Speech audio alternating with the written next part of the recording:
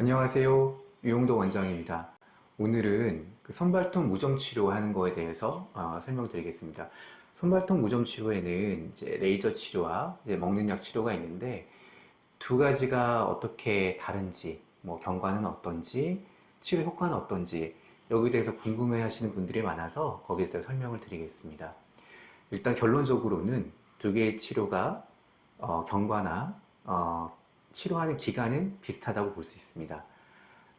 바르는 물약은 기본적으로 레이저 치료와 먹는 약 두 개 다 이제 바르게 되는데 치료 기간은 두 가지 다 한 1년 정도 잡으셔야 될 것 같아요. 워낙에 이제 무좀이 잘 호전되지 않는 질환이다 보니까 1년 더 걸리는 경우도 간혹 있을 수 있습니다. 두 가지 치료가 치료 경과나 효과는 비슷한데 가장 큰 차이점으로 한다면 먹는 약 치료는 보험 적용이 가능하다는 거죠. 그래서 치료 비용이 적게 들고 약이 보험 적용이 되기 때문이죠. 종류에 따라 다르긴 하지만 보통 일주일에 한 번씩 약을 복용을 하게 됩니다. 또는 일주일 복용하고 3주 휴약하고 이런 약도 있을 수 있고요.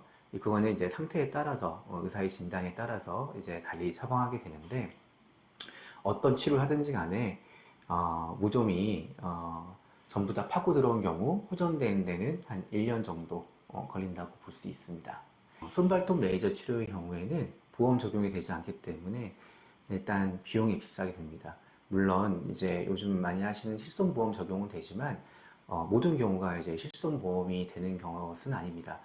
일반적으로 실손보험 적용이 되려면 약 복용이 어렵다는 게 증명이 돼야 되거든요. 그래서 약 복용 후에 간 수치가 상승했다든가 또는 지방간이나 간이 안 좋은 경우가 있어서 간 수치가 상승되어서 약을 복용하지 못한다든가 또는 뭐 다른 지병 때문에 이 약을 먹었을 때 다른 몸이 손상됨으로써 안 좋은 게 더 많아질 때 약을 복용 못하고 어쩔 수 없이 레이저 치료를 하게 되는 거고 이 경우에 한해서만 실손보험이 적용이 되게 됩니다. 또한 이제 레이저 치료를 이제 무조건 다 이제 받는 건 아니고 이게 이제 무좀이 불명한 경우 또는 무좀이 불분명한 경우에는 우리가 진균 도말 검사라는 KOH 검사를 통해서 무좀균을 확진하고 치료를 시행하는 경우도 있습니다.